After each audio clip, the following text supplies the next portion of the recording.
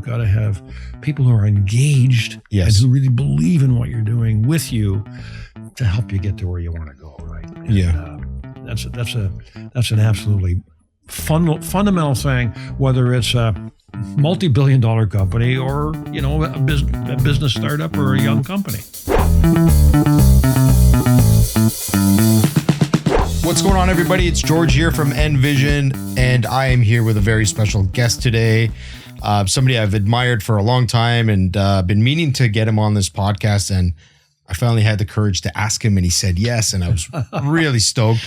My guest today is John Wilson. He's the founder and CEO. He's the founder of CEO Global Network, which I've been part of and very proud to be a part of for nearly 5 years now. CEO Global Network helps improve the success and the lives of CEOs, executives, and their families, which was one of the most important things I heard and made me sign up. So thank you so much for being here. It really is a privilege to have you sitting here on our blue couch. And I'm excited to have a great conversation with you about leadership. So if you don't mind, for our audience, please take a minute to introduce yourself. By the way, the privilege is all mine, George. This is fantastic. It's so great to be here with you. Right? Thank you very much. I've watched your podcasts in the past, and you just do a great job. And so thank you. For you to ask me, I want to thank you. I mean, I'm excited. I've been looking forward to it for quite some time. I appreciate it. So for our audience, tell us a little bit about John Wilson. My goodness, where do you start? Last time a guy asked me that, it was on the first tee, okay? And by the time we got to the 18th green, I think I was through the 1990s. Okay, so we're going to have multiple episodes from what John said here. Yeah, no, that's right. Well, let me just say this, that entrepreneur, hired gun, 60 years experience in business. Yeah. I'm a student of the great game of business. I love it. Started CEO Global Network at age 67, and started it really because it's never a straight line. And I wanted to make sure that there was a safe harbor environment for entrepreneurs, CEOs who, need someone around them to help them get through the journey. We certainly do. And part of getting on this journey with CEO Global, I can't even start to describe the positive impact it's had on not only my business life, but my personal life and the ability to make good decisions. So I want to start. Let's start at the beginning then. I mean, you spent time growing up in Hamilton. I did. You spent many years in California. I did. And now you're leading here in Canada again. With respect to those environments, how did they shape your leadership most? Did anyone in particular? I think growing up in Hamilton, I was born in Toronto, okay, but we moved Hamilton way very early in life, and there were a lot of lessons learned in Hamilton. The most important lesson I learned there was the value of family. Okay. I lost my sister at a very early age. She was very young. I was very young. My younger sister. It was a big blow to the family, and to watch my mom and dad go through that, it really cemented how important that was, and it's been an important part of my life. Yeah, I can only imagine. With respect to the culture that's been built within CEO Global, a culture that I've tried to instill here at the agency. I mean, I hate to use the term "we're all family" and whatever, but the approach of caring for one another, 100%. I find that's invaluable. It is invaluable, and that's critical, isn't it, in terms of a culture of a successful company? It really is. I mean, we all have our roles, we all have dependencies on one another, and if you're there to, just like in a family where you cement yourself to be like, this is me, this is who I am. If you're here to really help support your colleagues and you care for them, I mean, you're gonna go over and above, right? Yeah, absolutely. Yeah, no question, George. In your book, which if you guys haven't read it, it's a wonderful book. I've got a few copies. If anybody would like one, let me know in the chat. But in your book, great CEOs are made, not born. I absolutely love that statement. Can you share a defining moment when that belief became clear for you in your journey? I'm going to throw you some tough questions. No, that's a good question, George. Absolutely. I think it hit me between the eyes in that dark hotel room in Dallas, Texas. Oh, I know this story. And I know you know the story. Yeah, you've shared it with me. Probably the lowest part of my business career. I was all alone. I quite honestly did not know how I was going to survive, how the business was going to survive. Payroll to meet, suppliers to pay, growing too fast. Mm-hmm. And boy, I just tried to make it on what I knew. Mm-hmm. It wasn't enough. So in terms of, I was not a great leader then at all. And I'm not saying I'm a great leader now, I'm not. But learning from other people who are also running businesses real time, other people with big hearts in their chest who will help you. Mm-hmm. That was, I think, the defining moment for me when I realized that I've got to reach out and learn from other people and develop myself as a person, as a leader, because what I was doing wasn't working, and I was trying to just go with what I knew, right? And it wasn't enough. Yeah, and for the audience here who don't know the entire story, mm-hmm. the part that really resonated with me is that you called a lifeline, and that lifeline, they helped you out. They did, right? Absolutely. And I called a few helplines that day, and one called me back and reached out, gave me a hand, introduced me to people.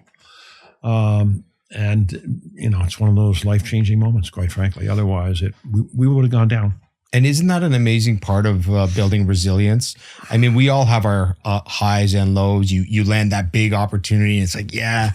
And then you're stuck with your payrolls coming up, and it's like, what's the next pursuit? So you have these ebbs and flows as a business leader, and sometimes you're very much alone, right? Oh, absolutely. Yeah, they say it's lonely at the top, it's lonely at the bottom too. You're in a situation like that, eh? But yeah, and that's the value of having peers around you, right? And having people who really care about you will tell you the truth. Say, hey, John, that's not a good idea, that's really important. That honesty. To have people that'll be honest with you like that helps you. It helps you make the right decisions. Yeah, absolutely. So you've built businesses worth 9 figures, which is extremely impressive. And now mentor CEOs, i.e. me. Right. What's the one leadership lesson that only comes from running a business of that scale? Or does it matter? I don't know that it matters, George. I mean, there's some real basic fundamentals. It took me a while to learn that business is all about the people. Mm-hmm. People are critical.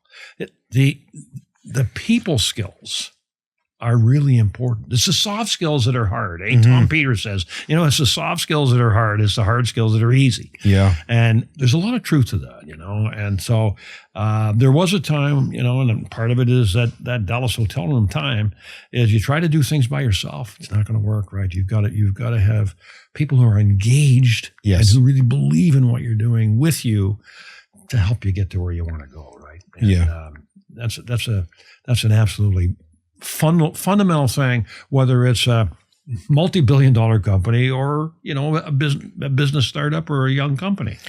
Yeah, and critical. The people around you, critical, and that's been a very no matter where. Yeah, it's been a repetitive theme with every one of our group meetings. It's always about something about the people that you're trying to figure out. We're very complex as human beings. For sure. We all have our own situations. And when I first joined CEO Global, I wasn't sure what I was walking into in terms of the team that I was assigned to. Right. And you're there and you're a little nervous. Am I too small? Am I not the right fit for this group? And then when you get embraced and you start hearing the types of businesses that take part in this, you could be a 7-figure business, an 8-figure business, 9-figure business. And, we've got those in our group. So I have this wonderful opportunity, not only to get advice from somebody who's run a 9-figure business, but actually help that person too by contributing my own 100%. Approaches. So, which is why I love the aspect of networking with, other leaders and executives, because we all share, what I've noticed was we all kind of share common problems, regardless of the size. Yeah, regardless of size. Have you experienced that too? Absolutely. Yeah, absolutely. There's common problems with everybody running a business. the commonality of issues and challenges is huge. Yeah.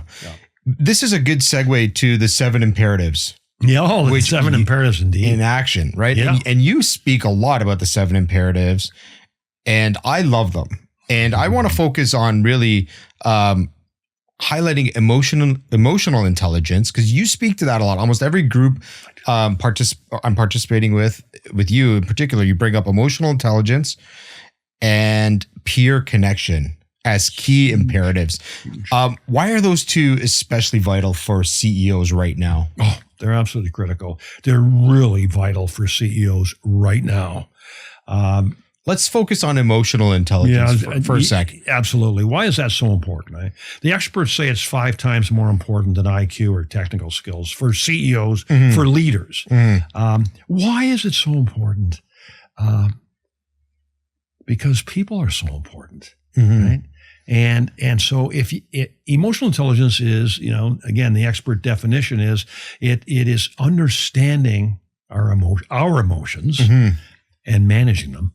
Right? It's not that, I'm a loose cannon and I know it and I don't care. It's managing the emotions.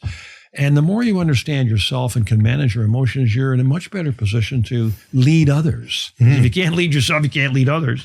And so it is absolutely critical. As the stress level goes up in society and particularly in business, in the business world, for everybody in business at whatever level you're at, there's a stress level here because there's a lot of winds. There's a lot of headwinds. Okay. Right. And so it's critical from that point of view to, and look at the level of engagement in a lot of businesses these days. It's low. How could we increase the level of engagement? By ramping up our emotional intelligence, being more empathetic. Okay. Which is a key one. It's not the only one.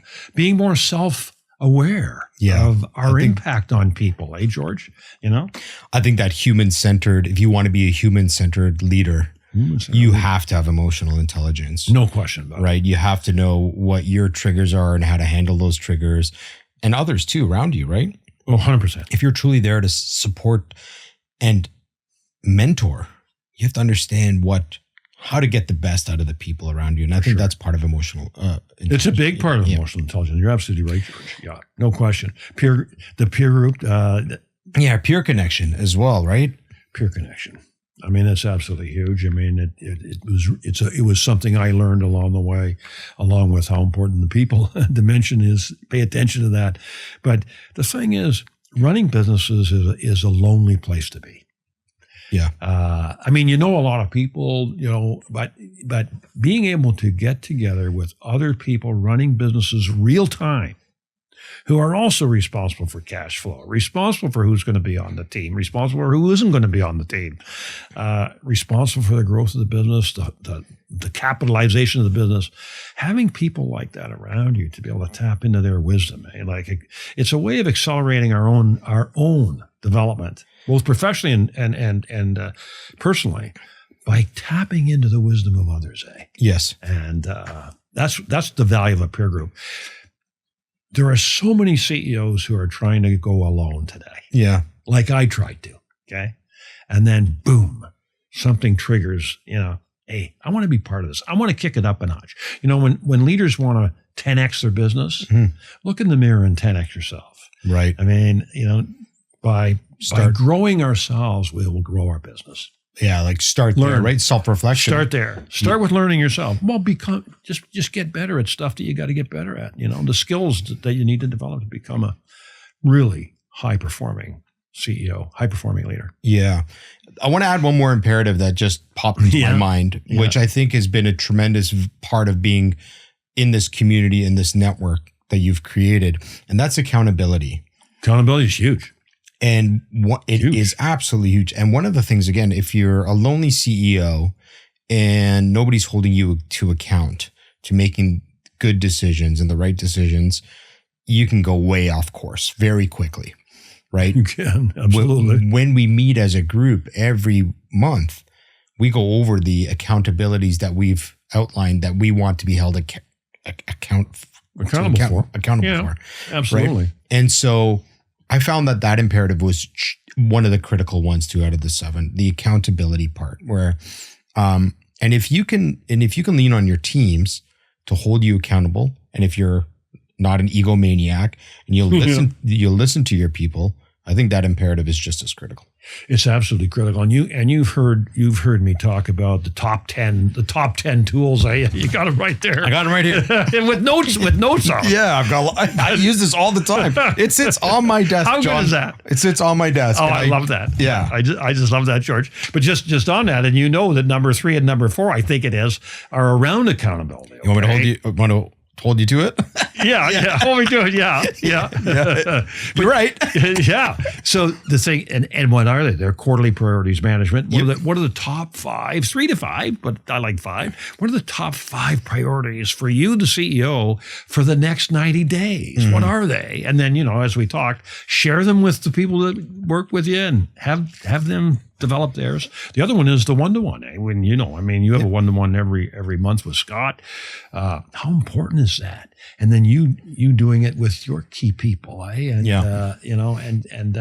there's an accountability piece of that. But the other thing too, George, is there's a servant leadership piece to that. Absolutely. Because, in that one-to-one, you're listening 80% of the time. And the 20% of the time, you're helping, right? You're asking smart questions to help them get to where they want to go. Yeah, I'd never done one-to-ones prior to joining CEO Global. And then I was like, this is kind of brilliant. I mean, why not try it? Just give it a shot. And it's been tremendous. That's great. Tremendous. That's great. Yeah. And you learn these things from, again, your peers and these networks that you're part of, right? Mm-hmm. But good for you, George, for doing it. Yeah. Because a lot of people learn it. A lot of people learn things, but not do anything with them, right? And there's a time and place for everything. I mean, you can't do everything at once. Yeah. But if you're a human, pick the right things. If it's human centric, is really the principle behind the business, and ours is. I mean, we're a very human first company here. For sure. Of course, you want to listen to your people. Yeah. And that's a great forum for them to open up to you and you to open up to them, right? 100%. Yeah. For sure. So in terms of community and networking, which again is really centric to this, there's the leadership side, and what's been important to me is actually the learning from other leaders and being part of this network. Right. From your perspective, why does that social connection matter so much for business success? It matters so much because it's all about learning. I mean, that's the thing is this is social connection. It's learning and it's helping, because people call and say, "Hey George, hey John, do you know anybody that could help with this?" Yes, I do. A network for a CEO is an absolute competitive advantage because there'll be times when you'll want to tap into it. Yeah. Right?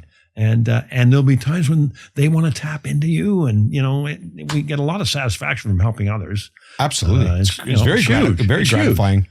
100%. So that I think that whole CEO connection, it helps on so many levels. Yeah, to help executives, help CEOs be successful on both the business side and the family side. Absolutely. Yeah, I mean, I can't tell you how many times, in particular, Scott and I have had conversations about something that may be going on in my personal life, and he helps me navigate it. He makes me look at it from a different angle or perspective, and you sit there and go, "Thank goodness this guy was here today." Or I can pick up the phone and give him a call or shoot him a text, and he'll work me through, the exercises just based on a different angle or perspective. I absolutely love it. And so, there's those CEOs that are really into just collecting contacts, and those who are ready to build movements. Yeah. In your opinion, like, what separates the two? What habits would separate the two in terms of just a loose network versus you're just here. I'm here to network and whatever. See if I can nurture some business. I think one of the biggest things is you got to be prepared to help others. You want to give. You want to give. There are people that are too zeroed in on getting. Like they go to a networking event and it's all about them. Yeah. It's not about them.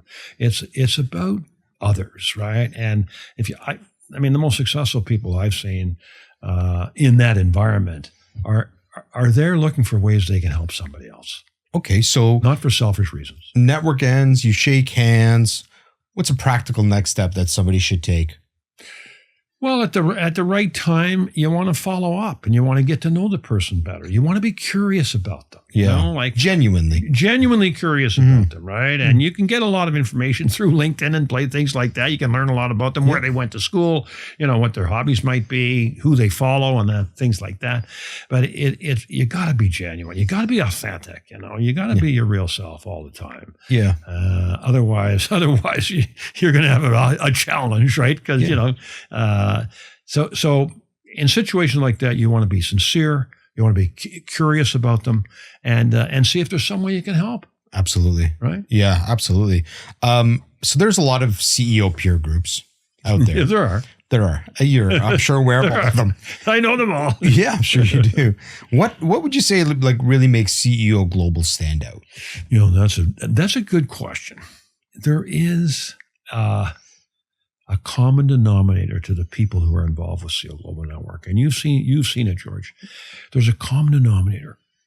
They're not in it just for themselves. Mm-hmm. You know, they're there to learn. They're all learners. Everybody in CEO Global Network, they're learners. They also care about the other person. Mm-hmm. And genuinely, right? Yeah. And some of it comes from it evolves, but you know, one of my favorite phrases is you can't write a check and get into CEO Global Network. Mm-hmm. You know? Well, I know that because you get vetted. Absolutely. Right before you're allowed to join the network. Yeah, 100%. Which I really liked. Yeah. I had never done it before.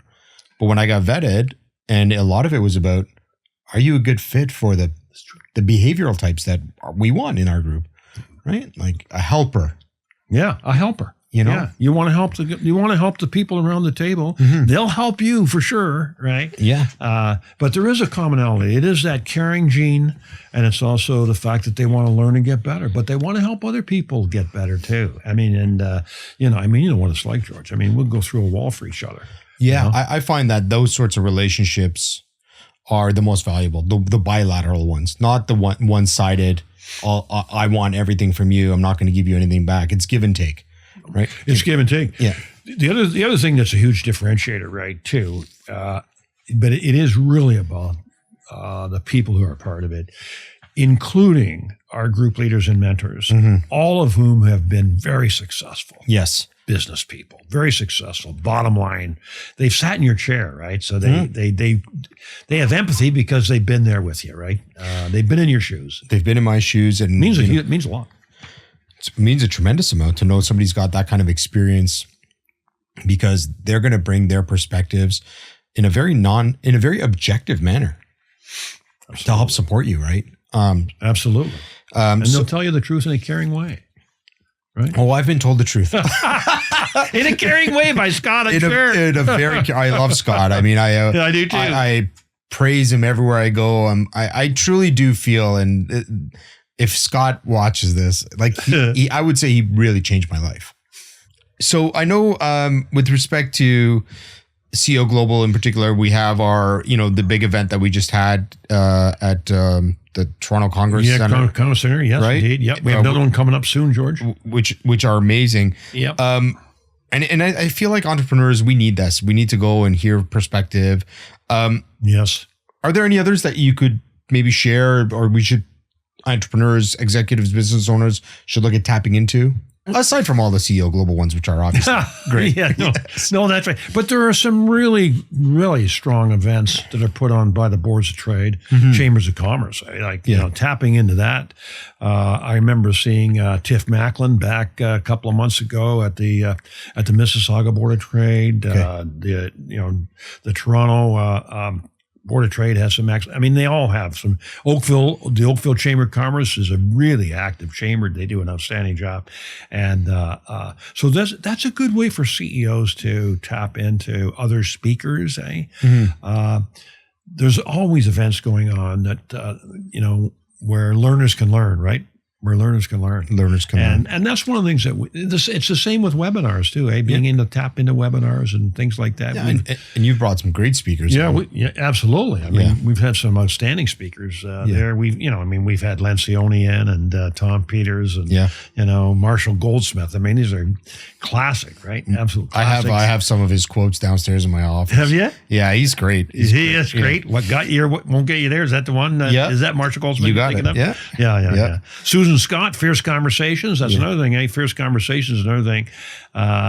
We have a global leadership training program where for key executives of organizations, and one of the things they learn is how to have that difficult conversation. You might be putting off. In fact, it's one of the top 10, isn't it? The book, Fierce Conversations. Let me say, I want to say it's number. I don't know. It's probably number 7.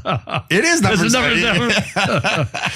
Fierce Conversations by Susan Scott. Great book. Very good. Must read for any leader. Yes, absolutely. I've got the book downstairs in my office. Yeah, good. Good. So I've heard you describe leadership as noble work. And your mission was to significantly improve the success and lives of CEOs and executives and their families and companies. Right. My question is, what kind of change do you hope any one person carries forward from your circle? Well, I hope, number one, I hope to have a much better life. I'm shocked, George, that more CEOs don't take advantage of a peer group, a mentor, because it's game changing, right? To be able to have a group of people that are going to tell you the truth in a caring way, they're going to check your backswing, they're going to help you make the biggest decisions you have to make, and they're going to ensure that you do it by having a life too, right? That's why I'm so passionate, if you will. Well, you changed how I lead.